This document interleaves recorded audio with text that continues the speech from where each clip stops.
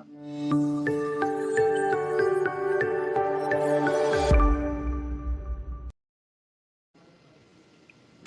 everyone, welcome to another episode of Investology. I am Deeksha, I'm part of the team Finity.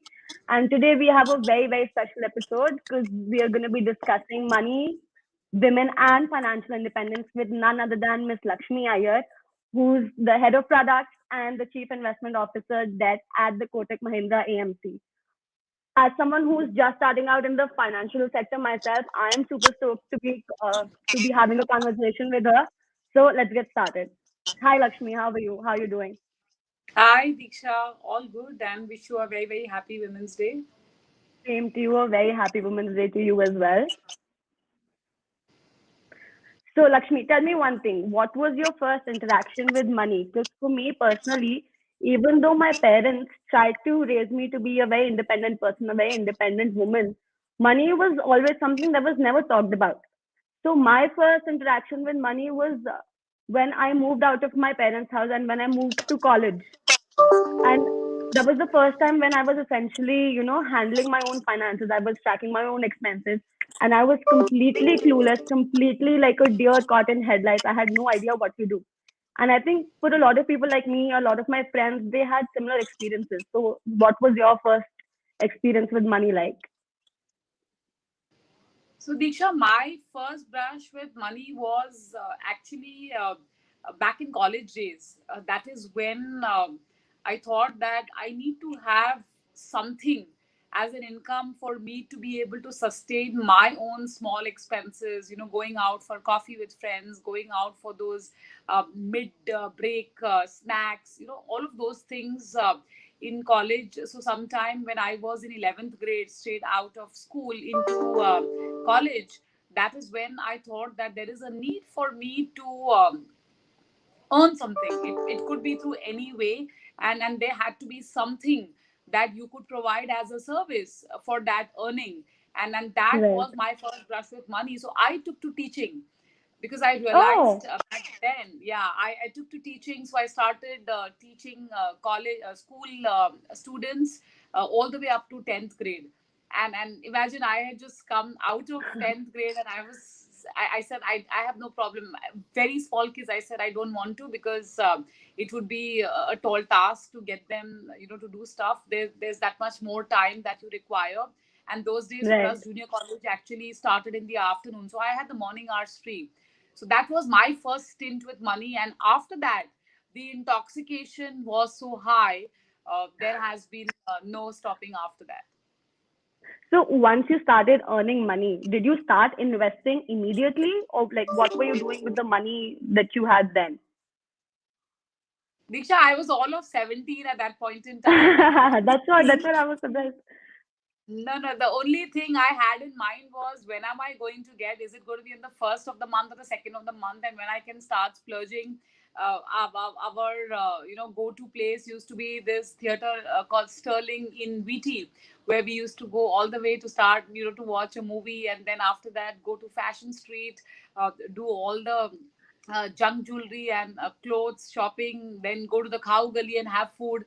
So the way That's that money used to get expended, I can't tell you. And then I realized that if you are expending so much, you can't just survive just doing two tuitions. So just do some more, and that's how I started. The batch system where I had 2-3 students in a batch. So hmm. the needs, that you had basis, that is where the evolution of the income actually started happening. The investment part started much later when I started my work career. Right. So I think I had a very similar experience when I started college. Like I used to get monthly allowances. I wasn't interning anywhere to begin with. I was getting monthly allowances. But I was so clueless. I had no idea how to budget, how to track finances. I thought now I am free. I finally have freedom from my parents. So let me just go all out. I think in my first month of college, I spent my entire monthly allowance within the first week. And that's when I realized कि boss ऐसे तो नहीं चलेगा. You need to have a plan. You need to have a budget where you need to take out the rent, the electricity expenses, everything separately, and then you can spend money on all of these fashion streets, Khowgali and stuff like that. Because I lived in Bombay as well. Yeah.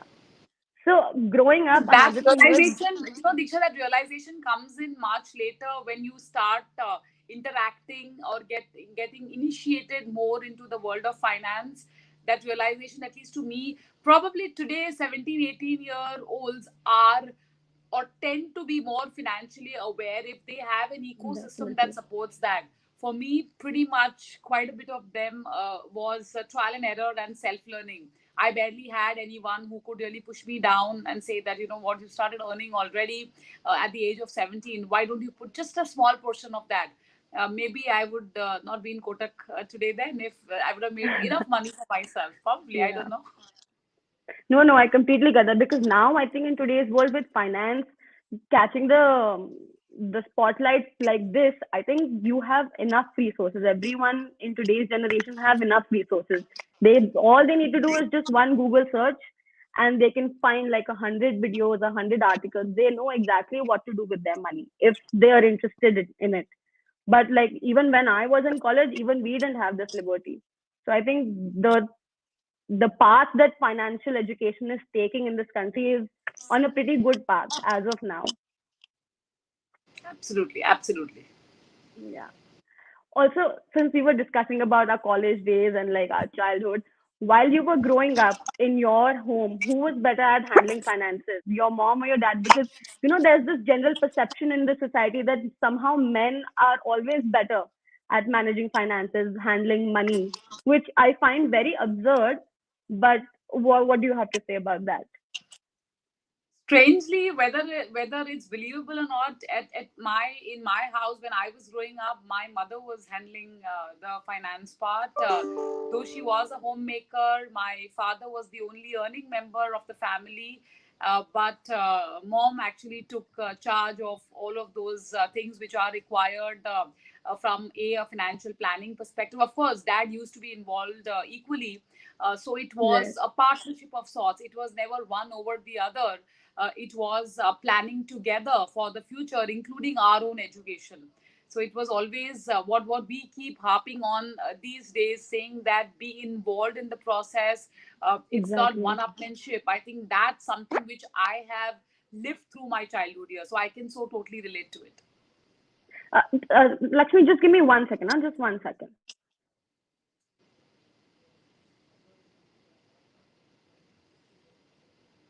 So, like you said, even my mother was a homemaker, but in my family, it was actually the opposite. Since she was a homemaker and my father was the sole bread earner of the family, a lot of times what happens was, even though I think my mom, she's super educated, she's probably more educated than my dad is. But a lot of times when it came to taking money related decisions, she was always very hesitant. And more than a factor of, a financial literacy or education, a lot of times it was her attitude or a sense that she got that ye mujhse nahi ho payega, like, or I'm not capable of doing this, which I think a lot of women still face. I think even I faced it till a long time, that because I always had my dad handling my finances, right? So I always thought I don't need to do it. Even if I'm capable of doing it, even if I am financially literate, I've read all of these books, I've done economics honors, I don't need to do it. Or what if I make a mistake? What if I make an investment and I lose it all? So I think that fear also plays a very big factor other than like financial literacy in itself. I totally agree with you, Diksha. That is, I think, breaking that mental block or overcoming that mental block is the first step towards in being involved in your finances. Because I have realized this in my numerous interactions with women all over the country, that they are very, very capable. They have these latent skill set because they're doing it so effortlessly, on Exactly. their home front. And some of them are also part of the financial services, and they're doing it equally effective on the work front for their clients, Right. for example, as advisors. But when it comes to their own finances, somehow it tends to take a backseat or the subservient nature.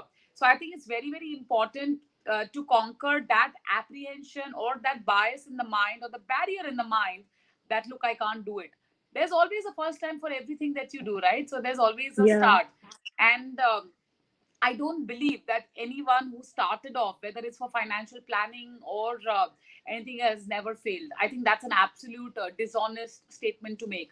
So I don't think one needs to be so intimidated about failing, because even I learned in my initial years, I learned quite a few things through trial and error. And we're all still students of finance. So just go for the kill. Yeah, It's absolutely yeah. fine. So, were there any significant mistakes that you made while, like, right after you were starting your investment journey? Because I remember I, I was very young, and I read that being young, you can take all the risks that you can. So, I started investing in penny stocks, and then I realized that most of these are completely useless. They are not gonna help me in the long run. So that was one of the biggest blunders I made. And after that, I realized, okay, it's fine. It's fine. I'm going to lose money, but for the longer run, I'll keep learning. Definitely mistakes. The biggest mistake or the biggest regret I have is that I never I couldn't, or I should have started earlier. So I Hmm. started my first investment when I was 21, 22 actually. And I always believed that I was earning when I was 17, and I had almost 4 years of income. It doesn't matter what the quantum of income is, how much of that you are willing to keep aside for investing and expend the remaining. That is the lesson I learned a Hmm. little bit later in life. And then I said, it's okay. As long as I start, it's absolutely fine. So that was one regret that I have. Maybe 4 years would have given me that additional compounding factor. Compounding, right? Right. Yeah. Another mistake which I did in my very initial years of investment was assuming that insurance is an investment product.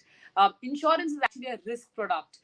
So now, if you see my portfolio, I have just term insurance. I don't have any other Yeah. insurance product in my portfolio, because the financial planning has to be such a manner that let your insurance expire worthless when you are out of active earning period. So I think these are I think these are two of the prominent, I would say, regret stroke mistake which I had committed, early on in investing. And I urge the viewers to try not repeat the same. So you have the benefit of someone else's mistakes to really dig into and try avoid that. No, no, I completely agree.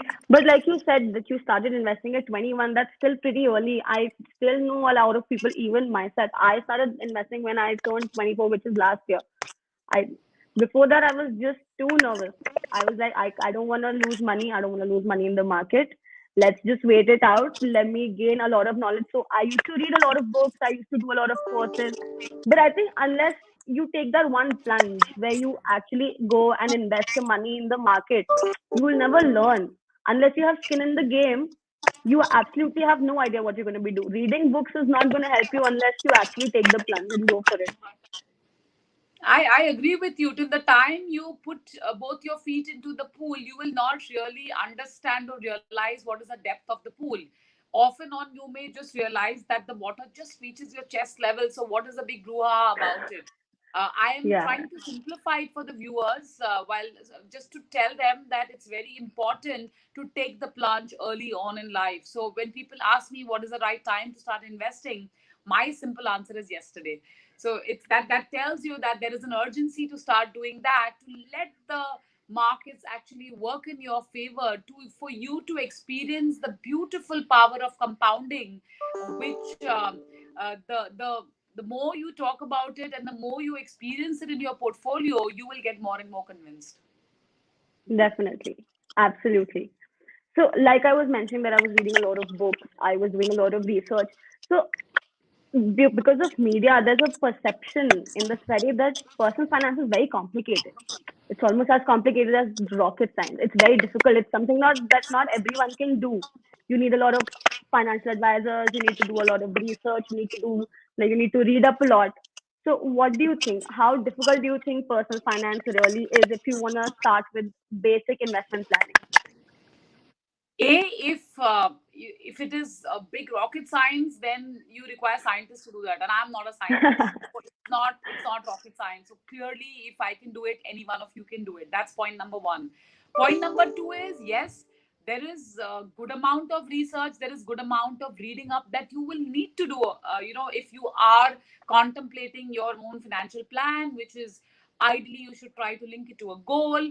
There are various pieces to this jigsaw puzzle, but these puzzles can be solved. Whether it's a 100-piece puzzle or a 1,000-piece puzzle, depends on the nature of your income, nature of your requirements, age and stage you are in, the life cycle, etc. How do you really resolve for it? Is very easy. You just have to dig into the services of an advisor or a distributor. I don't understand why people shy away from asking for help. It's absolutely okay. It's not possible for you to have a cure for all the ailments, which is why you go to a doctor. You might decide to Exactly. go to a GP, which is a general practitioner, or a specialist, depending on the nature of your ailment. Likewise, these are your financial doctors. So they are there to guide you, they are there to advise you, and they are there to execute things for you as well.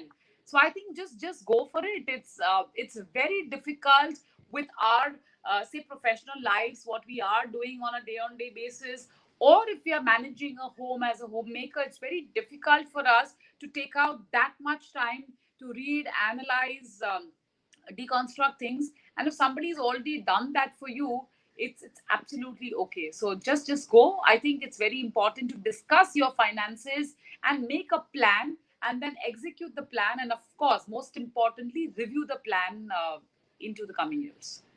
Completely. I agree. I think to start investing your own money, managing your own money, you don't need to know everything that there is to know. Unless you're a trader who wants to constantly be exposed to the market movements, you need to have a very basic knowledge. And then you can just take someone's help, like an advisor's help, or someone if you know who's been investing for a long time and you know that they've invested in safer instruments, but they're giving good returns. There's no harm taking help from someone that you know is doing well for themselves in the market. Absolutely, absolutely. It's very very important, and even trading is not harmful, provided you have the discipline. Yeah, And often exactly. discipline is the most important ingredient which is lacking. They say common sense is very uncommon in common people. So likewise, to trade with discipline is something which one needs to really have an acumen for. But for everyone else, including people like me, it's the long term investing that finally rakes in the moolah. Agreed, agreed. I know so many people who during the pandemic, after the pandemic, they I think somehow got enamored by this world of trading. They had zero ideas, zero knowledge. They just thought of it as gambling. They started and they lost a lot of money. But with trading, I think specifically you need a lot of knowledge. Like you said, you need a lot of discipline. You need to be sitting in front of the markets. You need to know what's going on in the market. You can't just make a bet and expect it to, work in your favor. True, true. I completely agree with you. Yeah, yeah. So, any other tips for women or men, anyone who's just starting out, if they're about to approach, an advisor, anything that you think that they should know before they go for an advisor? Because even while you're selecting an advisor, you will find a lot of advisors in the market who are not the best. How do you choose the perfect advisor for yourself? Are there any tips for that, or do you just go out for anyone? How do you decide on having somebody as your family physician? How do you really decide on visiting a specialist? There are so many. If you go to any of these medical websites, or any of these directories, you have, for any particular type of disease or an ailment, you have a series of specialists. How do you really decide? That decision is made by multiple things. One is there's somebody who's tried and tested, whom you experience through your referrals, through people around you, so it spreads by word of mouth. There are a lot of these available online entities who are there in the digital mode, who are again there to guide you and advise you. So again, there is no one size fits all. The most important thing to make sure that he or she is the right fit for you is the one who can listen. I think listening from an advisor standpoint is the most important thing. Imagine if there is a patient and a doctor dialogue happening. If it's only the doctor talking, how will the patient feel? I'm not trying to Yeah. say that the investment process is that of being a patient, but yes, we have a goal to achieve. Unless we are heard, how will you be able to make your financial plan? So keep that as a very, very important ingredient. Second is try to resist frequent churns in your portfolio. So while it's not a rule of the thumb, try avoid when you are investing for the long term. A few basis points or 1% here or there, up or down, does not really move the needle. So focus on the big picture. Once you do a couple of these things and try it along the process, it's an iterative process. And most important above all, stick to your asset allocation. I keep getting calls these days, or gold is touching or has touched $2,000 an ounce. Is this the time to buy Yeah. gold? And my answer is very simple, whether it's gold or any other asset class or commodity, my answer is very simple. Please, please don't give in to the temptation of rare view driving when it comes to your investments. So, asset Yeah. allocation should actually rule or score above the rare view driving as far as investments are concerned. Yeah, I completely agree. Like you mentioned that you get calls that people want to invest in gold. I think because investing has suddenly, a lot of people have started investing, right? Especially in the younger generation, people who are just growing up, people who are getting their first salaries, their first earnings. A lot of people also invest not because they want to invest, but there's a sense of FOMO, a fear of missing out. That देखो मेरे सारे friends invest कर रहे हैं, मेरे सारे friends trade कर रहे हैं, everyone's going into crypto. So they don't realize that even if they don't have the risk appetite for it, they just want to go for it, right? Without thinking about their risk, their goals, their risk appetite, what their dependents are. They just, it's like a herd mentality. They hear about a product and they want to invest in it.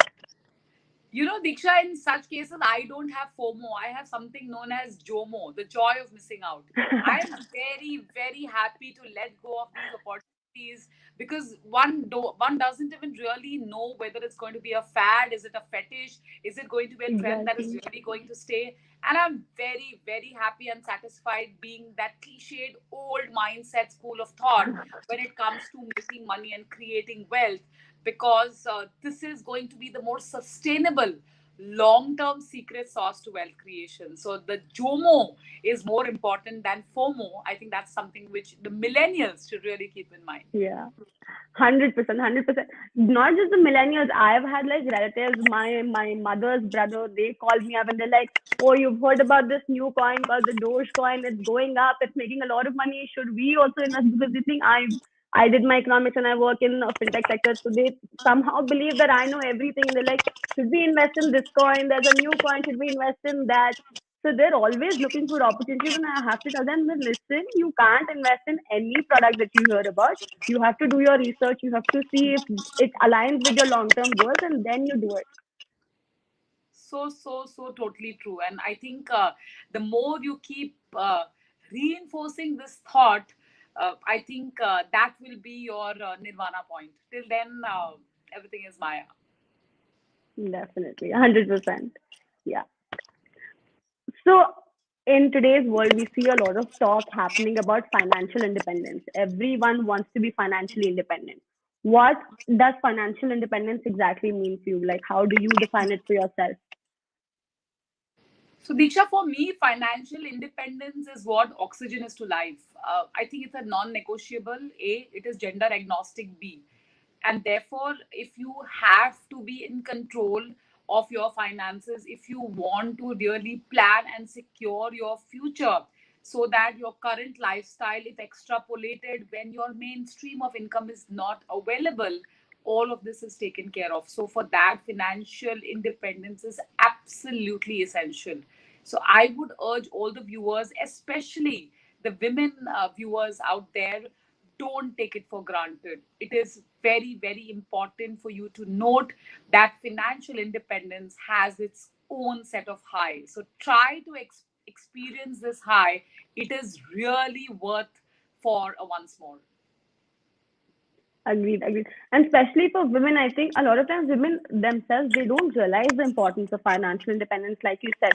Especially like for women like my mother, so they are financially secure, but a lot of times, even when she has, and she is very well educated, but even when she has to do like a simple thing as, she wants to make an NEFT transfer, she, even though I've taught it to her multiple times, what she says to me, "Oh, I don't need to know it. I have you or I have your dad. I don't want to learn it."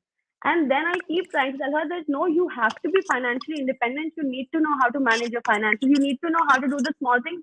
Because what happens when I'm not around? Or what happens when my dad is not around? How are you going to take care of yourself then? That's, I think, very important for everyone, not just people our mother's age or parents' age, but like right from the childhood. Everyone needs to have like a basic sense of money management inculcated in them. Without a doubt, I think, as I said, better late than never. If there is a moment of reckoning, is that there is a moment of awakening, let that be as of yesterday. And then the next best day is today. So, yeah, make no mistake, you need to go for it. 100%. And what, like, none of our schools, our education system doesn't really talk about personal finance, money management. Like, what do you think? Do you think it should be included in the curriculum? Like, people and parents should also take an initiative, to make their kids understand. Like, for me, as a kid, I never used to get pocket money. Whenever I wanted money, my parents used to just give it to me and they used to not even tell me how to spend it. If I told them, oh, I want to go buy a packet of chips, they used to just give me 10 rupees. So I never really had that whole concept that my funds are going to be limited and I need to divide them up in streams, right? And I need to manage my expenses, I need to track them. And that, I think that's what made it so difficult for me in college because even then when I had a set budget, it became very difficult for me to stay in that budget. At the end of the month, I used to be eating biscuits or I had to be calling my dad crying, dad, my money is over, you need to transfer it again. So how do you think we can curb a situation like that?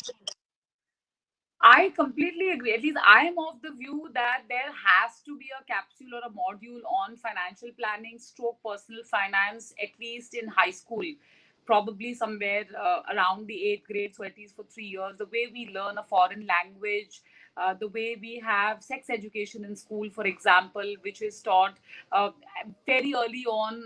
Kids are taught what is good touch, bad touch, all of that allows you to really make that distinction between right and wrong, the good and the bad. So, likewise, I think personal finance, initiating yourself into the world of finance, I think has to start from school. We do that only when we enter after school, the post 10th phase. But I think this has to be a mandatory part of the curriculum. You can decide to what proportions you can go, you how much you want to do it. Of course, there are integrated courses after 10th. But the initiation, so that if somebody wants to take a liking, you get 3 full years to take that call. So, if, as I said, if a language, if there are multiple languages which are offered as an option, why not personal finance? Definitely, 100% agree. I'm surprised that you said that financial courses are inculcated in the curriculum after 10th because when I was in school, let alone school, in college, I did economics. Even then, we had no subject which catered to personal finance. It was all technical.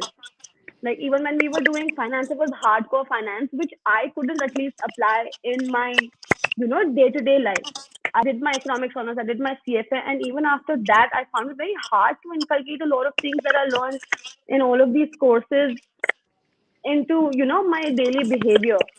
And then I started reading up a lot of books, Rich Dad Poor Dad, The Psychology of Money, and stuff like that. And even after that, I thought it was a little difficult for me. Like, I think it's just a habit that you have to have. Every day, you need to tell yourself. And only even if you have all of the knowledge, I think it mostly has to do with discipline. More than knowledge, personal finance, I think, has to do with discipline. Very true. But I would say that now the choices that students have after their 10th grade, whether it's in India or Mhm. it's abroad, are way, way higher than probably what I had. If you are saying that you had fewer options, I passed out of school way before you did. So at my time, there were hardly, I would say nothing as an option if one wanted to pursue a path like this. It had to wait for college. As I said, now there are many more integrated courses, dedicated courses, which allow you to probably test your flair for something as specialized as this.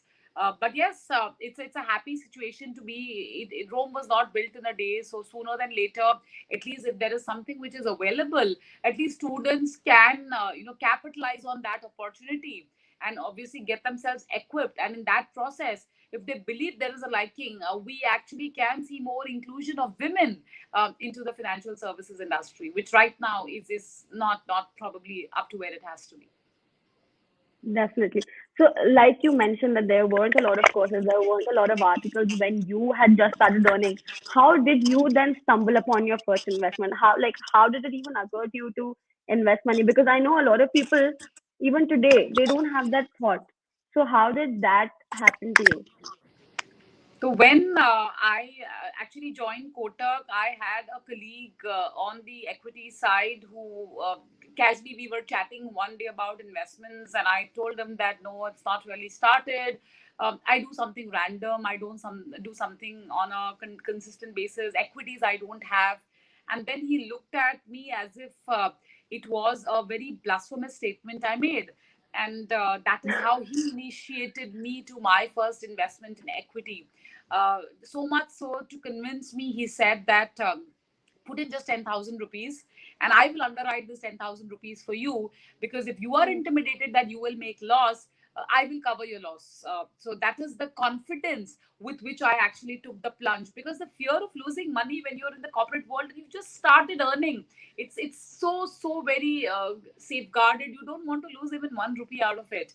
And then I invested, and then the 10,000 actually went to I think 14, 15,000 rupees in a very short span of time. And I'm Wow. talking about back in 99, 2000, so over 20 years back. The excitement was so high that I, instead of losing money, and my friend, my colleague actually having to invoke his underwriting, I was 50% in the money. The next thing I did was to exit that investment. And I don't want to tell you what would have been the value of that had I still held it on. I don't even want to get on to that path, which will, make me have some antidepressants. But the bottom line is, I got in reasonably early. The sad part is I also got out early. Everything else was Well, fine. So I think longevity, I think that was the first lesson yeah. of investment I learned, apart from starting early, that longevity is so important when you invest. Yeah, 100%. But I think that's such a great story. I think everyone needs colleagues like you had when they're just starting out.